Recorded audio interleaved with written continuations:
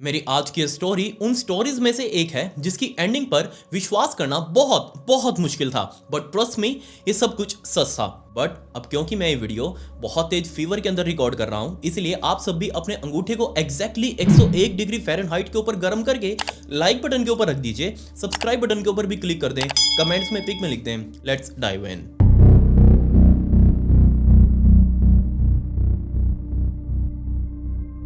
इस इंसिडेंट को समझने के लिए हमें अमेरिका के नेब्रास्का में जाना पड़ेगा और टाइम था सितंबर 2012 का, जब 36 साल का डेव क्रूपा नाम का ये लड़का वहीं के एक ऑटो गैराज के अंदर कारीगर का काम कर रहा था, मैकेनिक का काम कर रहा था। और दोपहर के टाइम पर एक गाड़ी उस गैराज के अंदर एंटर हुई और उस गाड़ी को एक महिला चला रही थी। जैसे वो गाड़ी उस गैराज के अंदर एंटर हुई, डेव जो कि दूसरी गाड़ी के ऊपर काम कर रहा था उसकी सर्विस कर रहा था, और डेव ने घूमकर उस गाड़ी की तरफ देखा जो कि अभी अभी अंदर आई थी, और उस गाड़ी से एक महिला उतरी जिसका नाम कैरी फारवर था। कैरी दिखने में बहुत ज्यादा स्मार्ट, उसकी स्माइल बहुत ज्यादा प्यारी सी। और जैसे ही डेव ने उस उतरती हुई गाड़ी से महिला को देखा, कैरी को देखा, उसने अपना काम वहीं रोक दिया। हाथों में औजार लेकर वो जस्ट उस कैरी को देख रहा था, क्योंकि उसको एकदम से अट्रैक्शन सी हो गई थी कैरी को देखते ही। कैरी ने भी गाड़ी से उतरकर इधर उधर देखा, क्योंकि वो रिसेप्शन काउंटर ढूंढ रही थी, वहां जाकर अपनी गाड़ी का रजिस्ट्रेशन करवाने के लिए, ताकि उसकी गाड़ी सर्विस की जा सके। बट उस टाइम पर रिसेप्शन काउंटर के ऊपर कोई भी नहीं बैठा था, सामने बस डेव ही दिख रहा था जो कि गाड़ी की सर्विस कर रहा था। सो कैरी चलकर डेव के पास गई और उससे जाके बोलने लगी कि मुझे गाड़ी की कुछ छोटी मोटी सर्विस करवानी है, लेकिन अभी करवानी है क्योंकि मुझे यहाँ से अभी कुछ टाइम के लिए बाहर जाना है। ऐसा मोमेंट डेव के लिए आना उसको अंदर से थोड़ा खुश कर रहा था, क्योंकि पिछले 6 महीनों से डेव बहुत ज्यादा परेशान चल रहा था। वो यहाँ आयोवा से मूव करके सीधा नेब्रास्का में आया था और उसको यहाँ पर इस ऑटो बॉडी शॉप के अंदर नौकरी भी मिल चुकी थी। बट पिछले 6 महीने उसकी गर्लफ्रेंड एमी उसको छोड़कर जा चुकी थी। उन दोनों के बीच में सेपरेशन हो चुका था, बिल्कुल म्यूचुअल सेपरेशन जिसको हम कह सकते हैं। दोनों ने म्यूचुअली डिसाइड किया था कि अब अलग हो जाते हैं। बट इनका पिछले 10 सालों का रिलेशनशिप था और उनके 2 बच्चे भी हो चुके थे। तो इनके बच्चों की कस्टडी किसके पास जाएगी? ऑब्वियसली एमी के पास दोनों बच्चों की कस्टडी गई। बट कोर्ट ने ऑर्डर दे दिया कि डेव तुम भी अपने बच्चों से मिलने के लिए जा सकते हो टाइम टू टाइम जब तुम्हारा मन करे। एमी से अलग होकर वो नेब्रास्का आया था, बट एमी भी अब नेब्रास्का आ चुकी थी और वो दूसरी किसी जगह पर अपनी नौकरी कर रही थी। दूसरी जगह उसने फ्लैट ले लिया था। दूसरी तरफ डेव, जिसने इस ऑटो बॉडी शॉप के अंदर नौकरी शुरू करी थी, इसने भी अपना एक अलग फ्लैट लिया। बट रात के टाइम पर जब वो अपने फ्लैट पर जाता तो उसको लोनलीनेस वो खा रही थी। 4 दीवारी के अंदर अकेले पड़े रहना उसको बहुत खल रहा था। इसलिए उसने बहुत सारी अलग अलग डेटिंग वेबसाइट्स के ऊपर अपनी आईडी बनाई, ताकि वो और महिलाओं को डेट कर सके, अपने अकेलेपन को दूर कर सके। स्पेशली उसने प्लेंटी ऑफ फिश नाम की एक डेटिंग साइट के ऊपर अप्लाई किया, जिसके ऊपर उसको बहुत सारी अलग अलग लड़कियां मिल भी चुकी थी। अलग अलग लड़कियों के साथ उसने डेट भी किया, बट ऐसी कोई लड़की अभी उसे नहीं मिली थी जो देखते ही उसको हिट करे। और जिस टाइम पर कैरी फॉरवर्ड गाड़ी से उतरी और उसने डेव की तरफ देखा और डेव ने कैरी की तरफ देखा, तो कैरी का तो पता नहीं, बट डेव की तरफ से पूरा अट्रैक्शन था कैरी की तरफ। खैर, कैरी ने जो जो चीजें बताई डेव को कि उसकी गाड़ी में क्या क्या दिक्कत है, डेव ने वो सारी दिक्कतें दूर कर दी। उसकी गाड़ी की अच्छे से सर्विस करके कैरी को वहां गाड़ी देकर वापस भेज दिया। बट शाम के टाइम पर डेव अपनी ड्यूटी पूरी करके गैराज से बाहर निकल रहा था, तो उसके मन में थोड़ी थोड़ी गुदगुदी हो रही थी, क्योंकि उसे ऐसा लग रहा था कि उसको कैरी के सामने सीधा अपना प्रपोजल रख देना चाहिए, क्योंकि वो बहुत लंबे टाइम बाद इस तरीके से खुश हुआ था। वो घर जाते जाते सोच रहा था कि उसके पास मौका था कैरी के सामने अप्रोच करने का, बट उसने वो मौका गवा दिया। अब कैरी उसको दोबारा मिलेगी या नहीं मिलेगी, कभी वो दोबारा अपनी गाड़ी लेकर कब एजेंसी में आएगी, कब यहाँ पर सर्विस करवाएगी, क्या पता वो तब तक डेव को भूल भी जाए। उसको याद ही नहीं होगा कि डेव ऐसा कोई लड़का उसे मिला भी था। बट ये सारी बातें मन में लेकर वो अपने घर पहुंच चुका था। एट द एंड घर पहुंचकर उसने खुद को इसी तरीके से समझाया कि किसी कस्टमर के सामने अनप्रोफेशनल होना बिल्कुल भी ठीक नहीं है। उसको ऐसे अप्रोच करना, क्या पता कैरी उसको किस वे में ले जाए, ये बिल्कुल भी ठीक नहीं था। तकरीबन 2 हफ्तों का टाइम बीत चुका था और 2 हफ्ते बाद दोपहर के टाइम पर जब लंच ब्रेक हुआ, उस गैराज के अंदर काम करते हुए लंच ब्रेक के टाइम पर जब डेव अपना फोन के अंदर वो स्क्रॉल कर रहा था सारी प्रोफाइल्स उसी प्लेंटी ऑफ फिश नाम की साइट के ऊपर, प्रोफाइल स्क्रॉल करते करते तभी उसके सामने एक पिक्चर आ गई जो कि वो बहुत जानी पहचानी सी लग रही थी। जी हाँ, ये प्रोफाइल किसी और की नहीं बल्कि कैरी फॉरवर्ड की ही थी। और जैसे उसने फोटो को देखा, कैरी की फोटो को देखा, वो इमीडिएटली पहचान चुका था ये तो कैरी है जिससे वो 2 हफ्ते पहले इसी गैराज के अंदर मिला था। ये लड़की अपनी गाड़ी की सर्विस करवाने के लिए आई थी। और जब उसने प्रोफाइल के अंदर उसकी डिटेल्स वगैरह देखी, सारी बायो देखी, तो वो समझ चुका था ये तो बहुत पास में रहती है। जहां पर उसका फ्लैट है उससे तकरीबन 2 गलियां दूर ही है इसका घर। तभी डेव ने अपनी पूरी हिम्मत जुटाई और तुरंत मैसेज वाले बटन के ऊपर टैप किया और सबसे पहला हाई का मैसेज डाला और नीचे लिखा कि आई नो यू, मैं तुम्हें जानता हूं। अब ये मैसेज भेजकर वो दोबारा से और प्रोफाइल्स को स्क्रॉल करता रहा और तभी उसके नोटिफिकेशन बार में एक नोटिफिकेशन आया और ये मैसेज था कैरी फॉरवर्ड की तरफ से। उसने भी लिखा, हाँ मैं भी तुम्हें जानती हूँ और आने वाले 2 और हफ्तों तक अब ये लोग आपस में डेली एक दूसरे से बातें करते, एक दूसरे को समझने की कोशिश कर रहे थे, एक दूसरे के नेचर को जान रहे थे। 2 हफ्तों तक बात करने के बाद कैरी एक बार फिर से अपनी गाड़ी लेकर इसी गैराज में पहुंच चुकी थी और यहाँ पहुंचकर उसने डेव के सामने कंप्लेंट किया कि मेरी गाड़ी में जब मैं पावर विंडो ऑन करती हूँ, मतलब कि वो शीशे चढ़ाने वाला बटन दबाती हूँ, तभी मेरे शीशे चिपक जाते हैं साइड में, आप प्लीज इसको ठीक कर दीजिएगा। डेव ने तुरंत वो परफॉर्मा वगैरह टाइप किया और सारी फॉर्मेलिटीज वगैरह कंप्लीट करके तुरंत गाड़ी की सर्विस में लग गया। अब गाड़ी रिपेयर होने के बाद उसको बाहर पार्किंग लॉट की तरफ लेकर आया जहां कैरी वेट कर रही थी गाड़ी वापस आने का, और गाड़ी की चाबियां उसको देते हुए कैरी और डेव आपस में एक दूसरे के साथ बातें करने लगे, क्योंकि पहली बार था जब ये लोग आपस में एक दूसरे के साथ इस तरीके से एज ए नॉर्मल फ्रेंड्स बातें कर रहे थे फेस टू फेस। और डेव ने यहां बिल्कुल भी हेजिटेट नहीं किया उसको कॉफी वगैरह के लिए पूछने के लिए।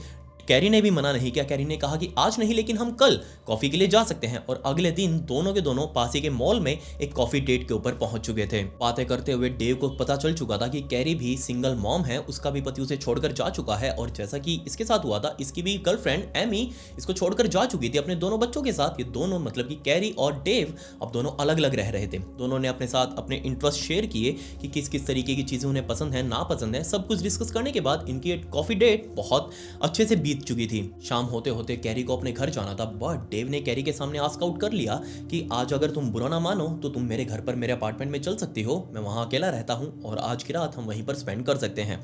अब जैसे ये बात कैरी ने सुनी, कैरी को थोड़ा सा अजीब तो लगा, बट उसने तुरंत हाँ भी कर दिया कि हाँ कोई दिक्कत नहीं है, आज रात मैं तुम्हारे साथ रुक जाऊंगी। अब जल्दी ये लोग डेव की गाड़ी में बैठकर वापस डेव के अपार्टमेंट में पहुंच चुके थे। दोनों लोग गाड़ी से उतरे, अपार्टमेंट का गेट खोलकर अंदर की तरफ गए। डेव ने अपने अपार्टमेंट को अंदर से लॉक कर लिया। अब दोनों लोग वहां मेन हॉल में जो लिविंग हॉल था उसमें सोफा के ऊपर बैठने वाले थे, तभी डेव के अपार्टमेंट की डोरबेल बजी। अब डेव को ऑब्वियसली बहुत गुस्सा भी आया कि इस टाइम पर कौन आ गया, कौन है जो परेशान कर रहा है। सो उसने कैरी को कहा कि तुम यहाँ बैठो, मैं देख कर आता हूँ दरवाजे पर कौन आया है। और जैसे ही डेव ने दरवाजा खोला, सामने उसकी एक्स गर्लफ्रेंड खड़ी थी, लिज गोलियर। ये लिज गोलियर 37 साल की महिला, ये वो महिला थी जो सबसे पहले 6 महीने हो चुके थे नेब्रास्का में आए हुए डेव को, और सबसे पहली जो लड़की उसने डेट करी थी यहाँ आते ही वो थी लिज गोलियर, 37 साल की ये लड़की। असल में लिज गोलियर यहाँ रहते हुए अपने लॉन्ड्री का बिजनेस कर रही थी। घर घर जाकर वो कपड़े वगैरह इकट्ठा करती और सभी को, इससे उसकी लाइफ ठीक ठाक गुजर भी रही थी। आज के दिन मतलब जिस टाइम पर लिज यहाँ आई थी, उसने दोपहर के टाइम पर डेव को मैसेज किया था कि मेरा कुछ सामान तुम्हारे घर पर पड़ा हुआ है, अगर तुम बुरा ना मानो तो मैं आज रात को आकर वहां से पिक कर सकती हूँ क्या।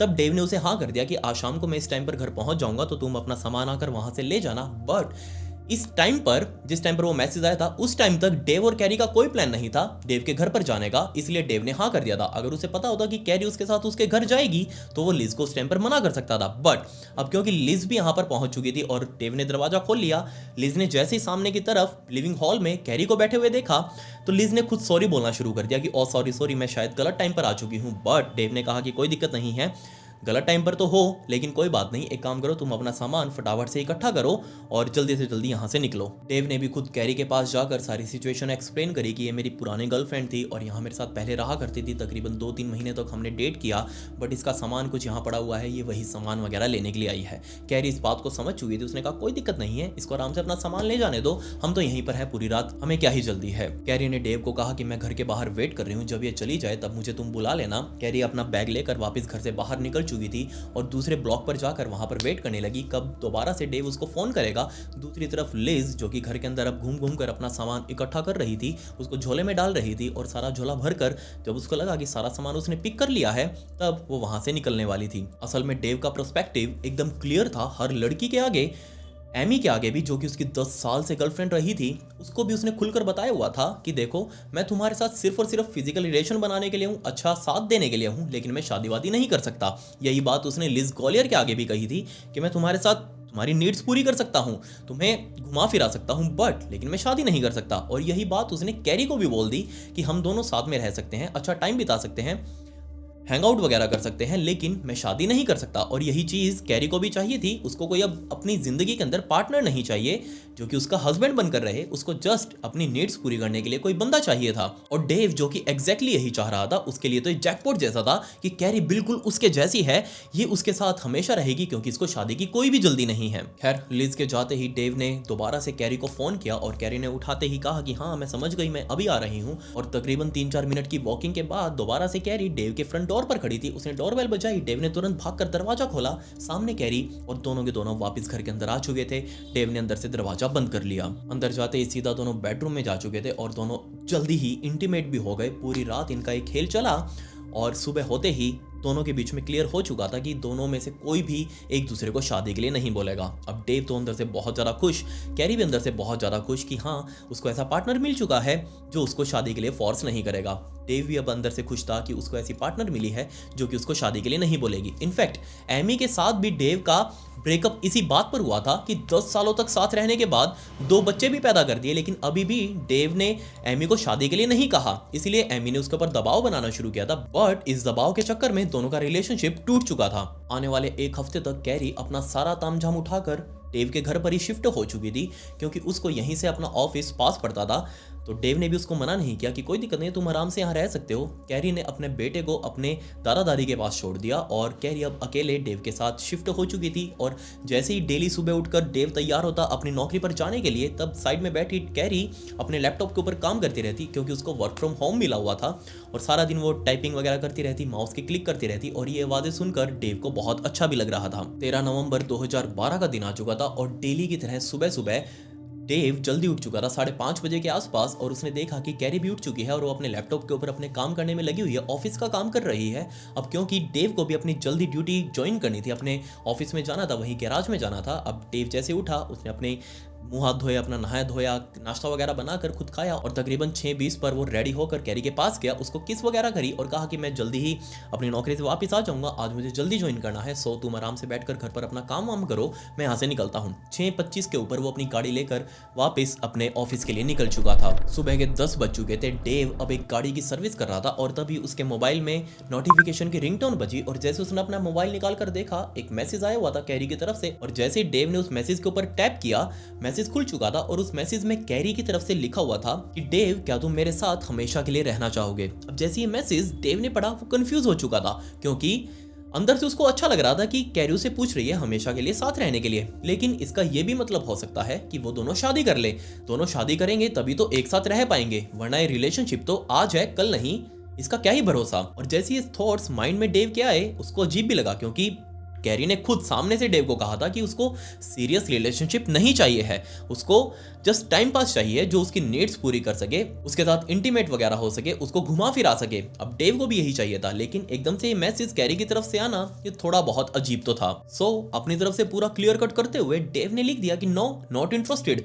वो इस बात में बिल्कुल भी इंटरेस्टेड नहीं है कि वो हमेशा के लिए तुम्हारे साथ शादी वगैरह कर ले। ये मैसेज टाइप करके उसने अपना फोन जेब में डाल लिया, ये सोचकर कि वो बाद में बात करेगा आराम से कैरी से जब वो फ्री हो जाएगा। अभी उसको गाड़ी की सर्विस करनी है। तकरीबन 20 सेकंड्स बाद ही दोबारा से कैरी की तरफ से मैसेज आया, जिसके अंदर वो लिख रही थी कि मैं तुमसे बहुत ज़्यादा नफरत करती हूँ, मैं तुम्हारे साथ एक सेकंड भी अब नहीं रहना चाहती, अगर तुम मेरे साथ परमानेंटली नहीं रह सकते तो मैं भी तुम्हारे साथ नहीं रहूंगी। ये मैसेज जैसे ही डेव ने पढ़े, उसने तुरंत अपना फोन बंद करके वापस अंदर जेब में रख लिया, क्योंकि उसको भी गाड़ी की सर्विस करनी थी, टाइम पर गाड़ी देनी थी। उसने सोचा कि वो रात को जाकर कैरी से बात करेगा, बट जब रात को अपनी ड्यूटी ऑफ करके वो घर पर पहुंचा, कैरी घर पर थी नहीं। ना सिर्फ कैरी, बल्कि कैरी से जुड़ा हुआ सामान, इवन कि कैरी का टूथब्रश भी वहां पर नहीं था। उससे जुड़ा हुआ सारा सामान पैक करके कैरी वहां से निकल चुकी थी। डेव अकेला बैठा अपने लिविंग हॉल में सोफे के ऊपर बैठकर सोच रहा था कि ये लड़कियां, उनका दिमाग कभी कोई समझ नहीं पाएगा। अभी तक कैरी, जो कि बिल्कुल नॉर्मल थी, सुबह तक उसको अच्छे से किस वगैरह करके भेज रही थी ड्यूटी पर, बट एकदम से उसको क्या हो गया, जो कि वो सीरियस रिलेशनशिप उससे मांग रही थी, जो कि वो उसे नहीं दे सकता। इवन कि उसने खुद एडमिट किया था कि उसको सीरियस रिलेशनशिप नहीं चाहिए है, बट एकदम से उसका माइंड में क्या आ गया, ये उसको भी समझ नहीं आया। एट द एंड डेव अंदर से खुश था कि चलो, जो भी कुछ एंड होना था इसी तरीके से एंड हो गया। वो कोई और ढूंढ लेगा, अगर थोड़े और ज़्यादा टाइम तक हम साथ रह जाते तो क्लोजनेस और ज़्यादा बढ़ जाती और कैरी उसको बहुत ज़्यादा चेप हो जाती, वो उसको और ज़्यादा फोर्स करती। जैसा भी था ठीक है, हम एक दूसरे के साथ बहुत बार इंटीमेट भी हुए, जो भी था ठीक है, निपट गया। अब आगे चलकर अपने लिए कोई और पार्टनर ढूंढूंगा, ऐसा डेव सोच रहा था। बट यहाँ डेव बहुत बहुत ज़्यादा गलत था। डेव को लग रहा था कि कैरी जा चुकी है, लेकिन ऐसा बिल्कुल भी नहीं था, क्योंकि 2 ही दिन बीते थे अभी कैरी को वहां से गए हुए, और 2 दिन बाद ही डेव के मोबाइल के ऊपर बहुत सारे मैसेजेस पर मैसेजेस आने लग गए, और ये सारे मैसेजेस कैरी के नंबर से आ रहे थे। जी हाँ, कैरी बार बार बोल रही थी उसे कि अगर तुम मेरे साथ नहीं रह सकते तो तुम किसी के साथ भी नहीं रह सकते। तुम्हारी जिंदगी में कोई नहीं आएगी और मैं तुम्हारी जिंदगी नरक बनाकर रख दूंगी। ना सिर्फ मैसेजेस बल्कि कैरी की मेल आईडी से बहुत सारे मेल्स भी, थ्रेटनिंग मेल्स डेव तक आ रहे थे और इन सारे मेल्स को पढ़ पढ़कर डेव बहुत ज्यादा हैरान था कि कैरी ऐसा क्यों कर रही है। बेशक कैरी अपना सारा तामझाम उठाकर उसके घर से जा चुकी थी, लेकिन वो उसकी जिंदगी से इतनी आसानी से नहीं जाने वाली थी। शुरुआत में मैसेजेस सिर्फ हेटफुल मैसेजेस थे जिसमें वो बोल रही थी कि मैं तुमसे बहुत ज़्यादा नफरत करती हूँ, लेकिन टाइम बीतने के साथ साथ ये मैसेजेस बहुत ज़्यादा डरावने बन चुके थे। कैरी ने अपने मैसेज में लिखा कि डेव, मैंने अपनी नौकरी छोड़ दी है सिर्फ तुम्हारे लिए, क्योंकि अब मुझे सिर्फ और सिर्फ तुम्हें स्टॉक करना है, तुम्हारे ऊपर नजर रखनी है। ये मैसेजेस इतने ज्यादा क्रीपी बन चुके थे कि डेव जैसे उन्हें पढ़ता तो उसके अंदर की रूह कांप जाती, क्योंकि उन मैसेजेस के अंदर कैरी लिख रही थी कि मेरी सबसे पसंदीदा चीज है सिर्फ तुम्हें घूरते रहना, चाहे तुम जहां भी हो मैं तुम्हारा पीछा करती रहूंगी। अब ये मैसेजेस सोच कर देखिए, आप ऐसे मैसेजेस पढ़ें कि कोई आपको घूर रहा है, चाहे दिन हो या रात, कोई आपके ऊपर नजर बना के रखे हुए है, तो ऑब्वियसली डर आपको भी लगेगा। ये मैसेजेस कितने ज्यादा भयंकर थे इस बात का अंदाजा आप यहीं से लगा लीजिए कि एक मैसेज के अंदर कैरी ने लिखा कि मैं तुमसे इतनी ज्यादा नफरत करती हूँ कि मेरा मन कर रहा है अभी राइट नाउ अगर तुम मेरे सामने होते तो मैं तुम्हारी छाती के अंदर 40 बार चाकू घोंप देती। दूसरे मैसेज के अंदर लिखा, बेशक ये मैं ऊपर वाला काम ना करूं, लेकिन मैं तुम्हारी जिंदगी को नरक बनाकर रख दूंगी जैसे तुमने मेरी जिंदगी नरक बनाई है। अब कैरी ना सिर्फ डेव को टारगेट कर रही थी, बल्कि उसने डेव को लिज गॉलियर से रिलेटेड भी मैसेज भेजने शुरू कर दिए। जी हाँ, लिज गॉलियर वही लड़की जो कि इनके एन मोमेंट पर आ गई थी अपने वो सारा तामझाम पिक करने के लिए। मैंने आपको बताया था डेव की एक्स गर्लफ्रेंड जिससे वो सबसे पहली बार यहाँ आकर मिला था। लिज गॉलियर को भी उसने थ्रेट करना शुरू कर दिया कि लिज अगर वो उस टाइम पर मुझे अकेली मिल जाती तो मैं उसको वहीं पर जिंदा मार देती। ये मैसेजेस पढ़ने के बाद डेव को बहुत ज्यादा टेंशन शुरू होने लगी और तभी उसके मोबाइल पर कॉल आया लिज गॉलियर का। लिज गॉलियर का कॉल उठाते ही डेव ने कहा कि हाँ जी बताइए लिज, क्या हुआ। लिज ने बोलना शुरू किया कि डेव, ये कैरी फारवर, ये बीमारी क्या तुमने मेरे पीछे लगा दी, ये मुझे फोन कर करके, मुझे मैसेजेस कर करके बार बार जान से मारने की धमकी दे रही है, मुझे गालियां दे रही है, मेरा तो इसमें कोई रोल भी नहीं है, मैं तो तुम्हें छोड़कर जा चुकी हूँ, अब तुमसे जुड़े हुए पर्सन्स मुझे ऐसे क्यों परेशान कर रहे हैं। कैरी से ब्रेकअप हुए सिर्फ 2 हफ्तों के अंदर ना सिर्फ डेव बल्कि लिज गॉलियर खुद भी दिन में दर्जनों कॉल्स, तकरीबन 50 से ज्यादा ईमेल्स, 50 लिज को 50 डेव को, दोनों के पास मेल्स और कॉल्स आने लगे, बहुत सारे मैसेजेस आने लगे कैरी की तरफ से, जिसके अंदर वो उनकी जिंदगी को बस बर्बाद करने की बात कर रही थी। 23 नवंबर 2012 के दिन लिज गॉलियर जब अपने घर में उठी, घर के बाहर आई, अपनी गाड़ी वाले गैराज के अंदर गई गाड़ी निकालने के लिए, और तभी उसने गैराज की दीवारों को देखा जिसके ऊपर बहुत सारे स्प्रे पेंट किए गए थे और उस स्प्रे पेंट से बहुत सारी गालियां लिखी गई थी। और जैसे ये गालियों वाले शब्द, ये वर्ड्स देखे उसने अपनी दीवार पर, वो समझ चुकी थी कि ये काम किसी और का नहीं बल्कि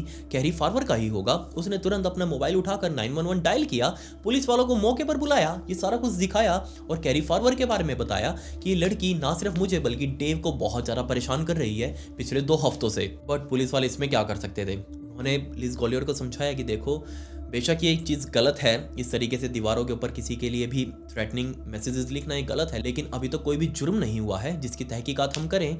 आप प्लीज इस मैटर को अपने आप म्यूचुअल अंडरस्टैंडिंग से सुलझाइएगा, इसमें हम लोग कुछ भी नहीं कर सकते। बट पुलिस वालों ने ये भी पूछा लिज से कि आखिर कैरी हमें कहाँ मिलेगी, अगर हम जाकर उसको थोड़ा डांट दे, धमका दे तो हो सकता है वो मान जाए। बट 13 नवंबर 2012 के दिन, जिस दिन कैरी ने डेव के साथ ब्रेकअप किया था, उस दिन के बाद से कैरी फारवर गायब हो चुकी थी, लिटरली गायब हो चुकी थी। उसका किसी के पास कोई भी सुराग नहीं कि आखिर कैरी कहां पर हो सकती है। इनफैक्ट डेव के लिए तो और जरा क्रीपीनेस बढ़ चुकी थी, क्योंकि रात के टाइम पर जब डेव अपनी ड्यूटी पूरी करके अपने घर पर आता, आराम से थोड़ा रिलैक्स करता, लिविंग हॉल में बैठकर टीवी वगैरह देखता, तभी उसके फोन के ऊपर एक मैसेज आया जिसके अंदर लिखा हुआ था कि डेव, मैं तुम्हें देख सकती हूँ, अभी तुम लिविंग हॉल में बैठे हो, टीवी पर यह प्रोग्राम देख रहे हो, तुम्हारे पैर के ऊपर पैर रखे हुए हैं। अब जैसे ये मैसेज सोच कर देखिए, अकेला बंदा अपने घर के अंदर बैठा हुआ ऐसा मैसेज पढ़ेगा कि कोई उसे देख रहा है, उसको अंदर से कितना डर लगेगा, उसके दिल के ऊपर क्या बीतेगी। इनफैक्ट सिचुएशन इतनी ज्यादा खराब हो चुकी थी कि लिज ने दोबारा से डेव के साथ रिलेशनशिप बना लिया, क्योंकि ये दोनों ही थे जो कि एक दूसरे की प्रॉब्लम को समझ सकते थे। दोनों एक साथ रहेंगे, दोनों सेफ रहेंगे, अलग अलग रहे तो दोनों परेशान रहेंगे। लिज ने डेव के साथ दोबारा मिलना आना जाना शुरू कर दिया, उसके साथ अपनी प्रॉब्लम्स डिस्कस करना शुरू कर दिया कि आज कैरी ने उसको क्या क्या बोला, डेव लिज को बताता कि उसने क्या क्या बोला। सब कुछ बातें होने के बाद दोनों के बीच में अब दोबारा से इंटीमेसी बढ़ चुकी थी, बट एट द एंड दोनों ने एडमिट कर लिया कि यही उनकी जिंदगी है। पता नहीं कैरी फार्वर का गुस्सा कब शांत होगा, जब शांत होगा तब वो ऐसे ही निकल जाएगी उनकी जिंदगी से। कभी ना कभी तो वो भी थकेगी ऐसे मैसेजेस करके हमें परेशान करके, और हमें तब तक वेट करना होगा क्योंकि इसमें पुलिस वाले भी कुछ नहीं कर सकते। अब ना सिर्फ डेव और लिज गॉलियर की शिकायत पर पुलिस वाले कैरी को कहीं ना कहीं ढूंढ रहे थे। बेशक उनको तलाश थी ताकि वो उसको डांट सके, धमका सके कि ऐसा मत करो। ना सिर्फ ये पुलिस वाले ढूंढ रहे थे, बल्कि दूसरी तरफ कैरी की मां ने खुद 16 नवंबर यानी कि 13 नवंबर को ब्रेकअप हुआ था, और 16 नवंबर 2012 के दिन कैरी की मां ने खुद मैसेडोनिया पुलिस डिपार्टमेंट के अंदर शिकायत दर्ज करवाई कि उनकी बेटी कैरी फार्वर मिसिंग है, आप प्लीज उसको जल्दी से जल्दी ढूंढ दीजिएगा, उसका कोई अता पता नहीं है। लास्ट मेरी बात 13 तारीख को हुई थी। और जब मैसेडोनिया पुलिस डिपार्टमेंट ने डेव के साथ कांटेक्ट किया, क्योंकि कॉल रिकॉर्ड्स में डेव का नाम बार बार ऊपर आ रहा था, डेव से बात करते ही पुलिस वाले समझ चुके थे कि कैरी तो उसके पास भी नहीं है। बट डेव को भी ये बात समझ आ चुकी थी कि एक लड़की रातों रात तो क्या ही कहूं, कुछ घंटों में ही कितना बदल सकती है।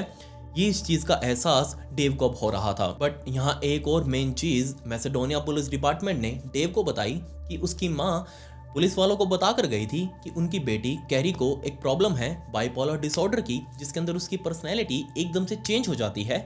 अब यह बात जैसे ही डेव ने सुनी, उसको विश्वास ही नहीं हुआ, क्योंकि जिस पर्सन के साथ वो एक हफ्ते से भी ज़्यादा टाइम रहा, दिन रात उसके साथ रहा, वो इस तरीके की बीमारी से पीड़ित है, बट उसको कुछ भी ऐसा फील नहीं हुआ।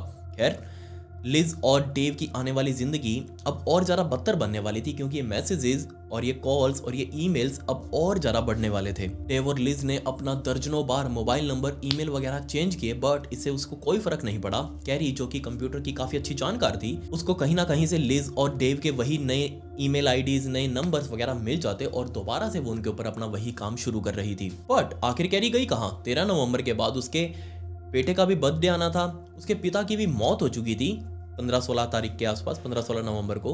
वो अपने पिता के अंतिम संस्कार में भी नहीं आई, ऐसा कैसे हो सकता है? बट वो मैसेजेस कर करके अपनी माँ को सांत्वना दे रही थी कि मैं ठीक हूँ, मुझे थोड़ा सा टाइम चाहिए, मुझे आप प्लीज स्पेस दे दो, मैं जब भी ठीक हो जाऊंगी मैं आपके पास वापस जरूर आऊंगी। जनवरी 2013 का टाइम आ चुका था, मतलब कि 2 महीने से भी ज्यादा का टाइम बीत चुका था। ये मैसेजेस और ये ईमेल्स कंटिन्यू अभी भी लिज और डेव के पास आए जा रहे थे।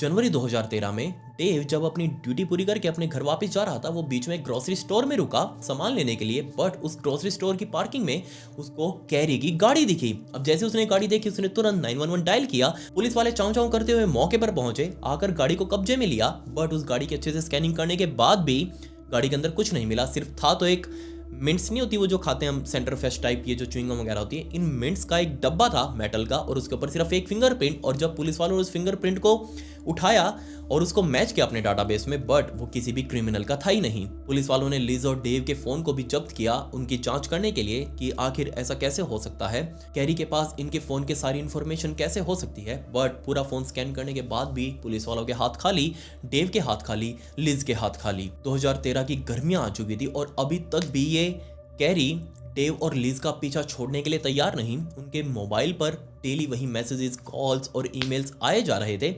बट गर्मियों तक भी वेट करने के बाद ये जब शांत नहीं हुआ तो दोनों वापस अलग हो चुके थे। लिज वापस अपने पुराने अपार्टमेंट में जाकर रहने लगी, दूसरी तरफ डेव वो भी अपने अपार्टमेंट में अकेला रहने लगा। बट इन्हीं गर्मियों में एक दिन डेव के मोबाइल पर एक मैसेज आया जिसके अंदर एक फोटो थी जो कि कैरी की तरफ से भेजी गई थी, और उसमें उस फोटो के अंदर एक महिला जिसको बांधकर गाड़ी की डिग्गी में पीछे रखा हुआ था। ये फोटो देखते ही डेव को बहुत डर लगा। उसने तुरंत फोन किया लिज को। लिज ने फोन उठाया और कहा कि नहीं नहीं नहीं, मैं तो बिल्कुल सेफ हूँ। डेव को लग रहा था कि कहीं ये लिज ना हो। लिज को वो फोटो भेजी डेव ने। लिज ने वो फोटो पहचानने से मना कर दिया कि मुझे नहीं पता ये फोटो किसकी है, मैं बिल्कुल सेफ हूँ, मेरे बच्चे भी सेफ हैं, ऐसी कोई भी बात नहीं है। डेव को थोड़ी शांति मिली क्योंकि उसको बहुत डर लगने लगा था। 17 अगस्त 2013 का दिन आ चुका था, मतलब कि 9 महीने बीत चुके थे। 9 महीने से भी ज्यादा का टाइम बीत चुका था। डेव और कैरी का ब्रेकअप हुए। शाम के टाइम पर जब लिज अपने बच्चों को साथ लेकर अपने घर पर पहुंची तो उसका घर वहां पर था ही नहीं। जी हाँ, जहाँ जिस घर में वो रहा करती थी वो घर उसका गायब हो चुका था। वहां घर की जगह सिर्फ और सिर्फ राख पड़ी थी क्योंकि पूरा घर किसी ने आग लगाकर जला दिया। अब लिज और उसके बच्चे तो सेफ थे, लेकिन इसी घर के अंदर उसके 4 पेट पालतू जानवर थे। वो पालतू जानवर अंदर ही जलकर राख हो चुके थे। अब जैसी ये चीज लिज गॉलियर ने देखी, उसको समझ आ चुका था कि ये काम किसी और का नहीं बल्कि कैरी फार्वर का ही होगा। उसने तुरंत 911 डायल किया, पुलिस वालों को मौके पर बुलाया। पुलिस वालों ने भी आकर कंप्लेंट दर्ज कर ली, बट अगेन कैरी मिसिंग थी। कैरी का किसी को कुछ आइडिया नहीं कि आखिर वो कहाँ चली गई। कैरी ने अपना तुरंत मोबाइल चेक किया जिसके अंदर मेल्स आए हुए थे और उनमें से ही एक मेल कैरी का था। कैरी ने उस मेल के अंदर लिखा हुआ था कि मुझे उम्मीद है तुम अपने बच्चों के साथ इस घर के अंदर चलकर मर गई होगी, बट किस्मत से लिज अपने बच्चों को उस टाइम पर घर से बाहर लेकर गई हुई थी मार्केट में, लेकिन अगर वो इस घर के अंदर होती तो ऑब्वियसली ये तीनों यहीं पर मर जाते। लिज को बहुत गुस्सा भी आया क्योंकि बहुत मेहनत करके उसने अपने घर के अंदर चीजें जोड़ी थी। ये लॉन्ड्री वगैरह का काम करके लोगों के कपड़े धो धोकर उसने अपने घर के अंदर सामान जोड़ा था, लेकिन अब इस तरीके से अपने घर को जलता हुआ देखना, मतलब कि राख देखना अपने घर की, ऑब्वियसली किसी को भी रुला सकता है। और ये सब कुछ एक महिला कैरी की वजह से, वो कैरी जिसको वो जानते भी नहीं है, उससे उसका कोई लेना देना नहीं है। लिज ने तुरंत फोन करके डेव को सब कुछ बताया। डेव ने लिज के सामने सॉरी बोलना शुरू कर दिया क्योंकि उसी की वजह से तो ये दिक्कत हुई थी। उसने तो पहली बार कैरी को मिलवाया था लिज से और उसके बाद से ये दिक्कतें शुरू हुई है, बट ऑब्वियसली टेंशन अब डेव को भी थी। उसको अपनी जान की फिक्र सताने लगी। उसी टेंशन में उसने और ज्यादा दारू पीनी शुरू कर दी। पूरा पूरा दिन वो दारू पीकर भंड रहता।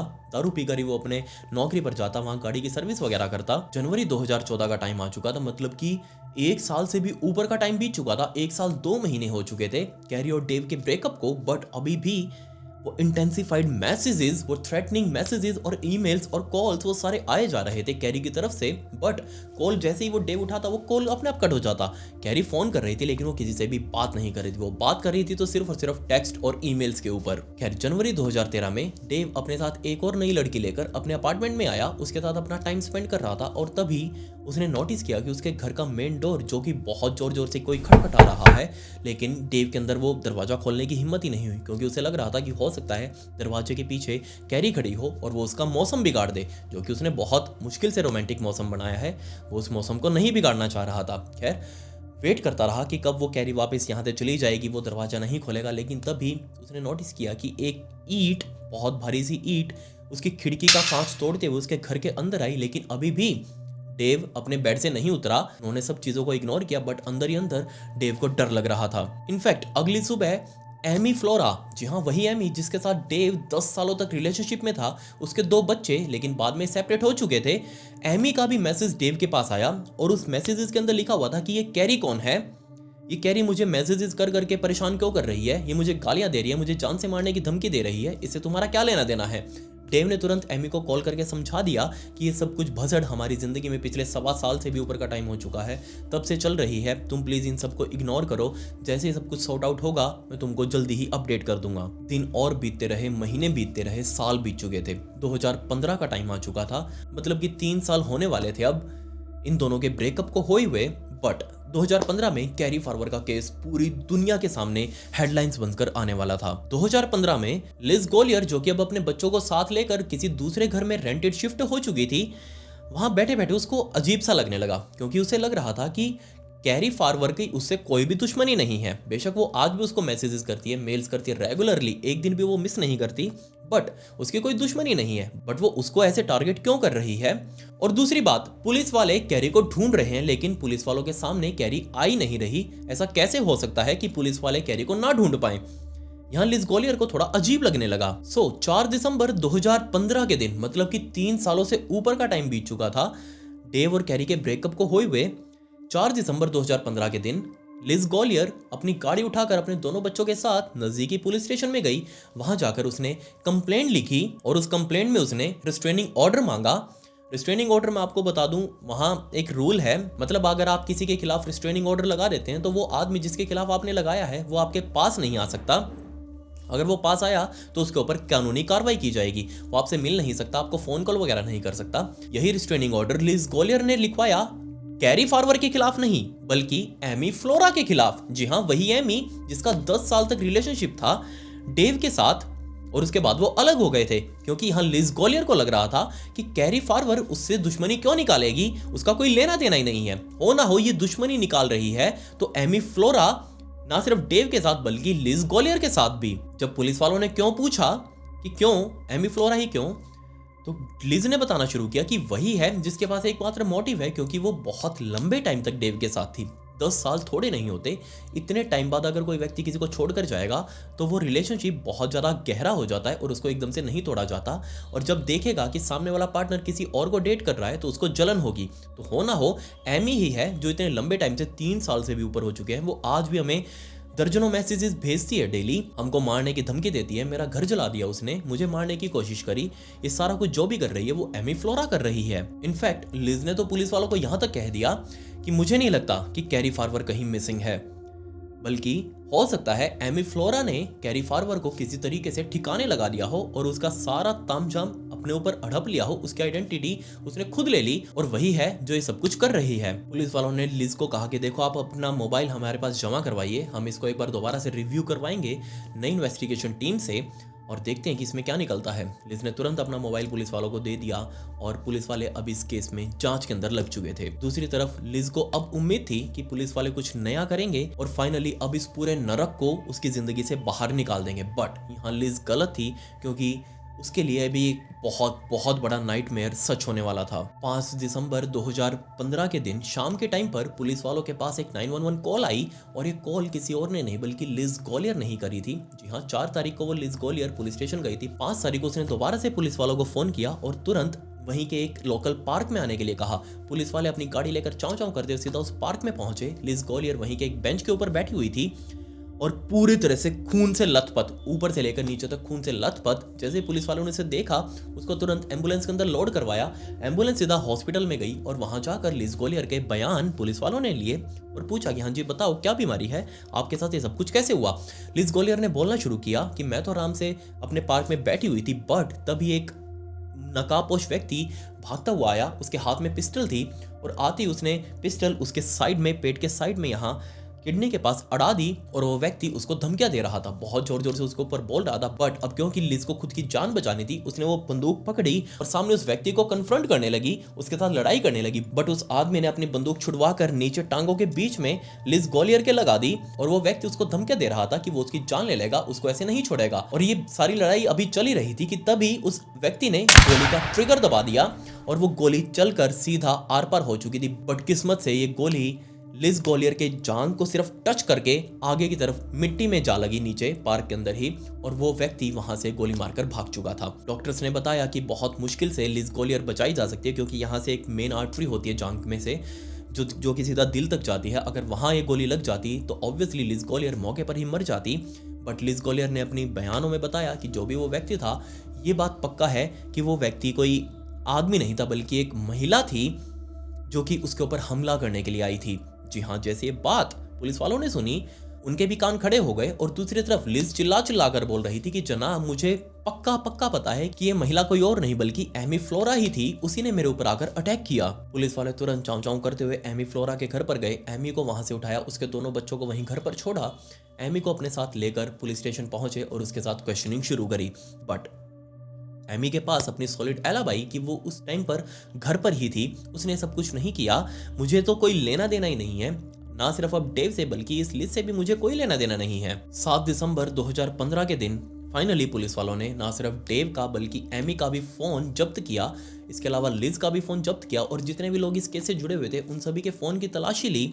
और इस सारी जानकारी को इकट्ठा करने के बाद और भी एविडेंसेस कलेक्ट करने के बाद फाइनली पुलिस वाले एक कंक्लूजन के ऊपर पहुंच चुके थे। पुलिस वालों ने सबको पुलिस स्टेशन में भी बुलाया, लिज को भी बुलाया जो कि ऑब्वियसली जिसकी जांग में लगी हुई थी, वो अपने साथ वो क्रचेस लेकर चल रही थी। उसके ऊपर चलते चलते लिज भी पुलिस स्टेशन पहुंची। असल में जिस टाइम पर लिज पुलिस वालों के पास वो रिस्ट्रेनिंग ऑर्डर लगवाने के लिए आई थी एमी फ्लोरा के खिलाफ, उस टाइम पर पुलिस वालों ने लिज को एक आइडिया दिया कि काम करो तुम खुद से एमी फ्लोरा की पर्सनल आईडी के ऊपर, कैरी वाली आईडी के ऊपर नहीं, एमी फ्लोरा की पर्सनल ईमेल आईडी के ऊपर मैसेजेस करो और उसको इतना उकसाओ कि वो खुद सच बताने के लिए मजबूर हो जाए। लिज ने एमी और उसके बीच हुई सारी कॉन्वर्सेशन पुलिस वालों को फॉरवर्ड कर दी और उस कॉन्वर्सेशन के अंदर एमी ने खुद एडमिट किया कि हाँ उसी ने तुम्हारे ऊपर गोली चलाई थी। इनफैक्ट उसने ये भी एडमिट किया कि उसने कैरी को मारकर गायब कर दिया है। जी हाँ, उसने बताया कि उसने कैरी को उसी की गाड़ी के अंदर मारकर दफना दिया था और बाद में गाड़ी को ठिकाने लगाया और बाद में उसकी लाश को गाड़ी से बाहर निकालकर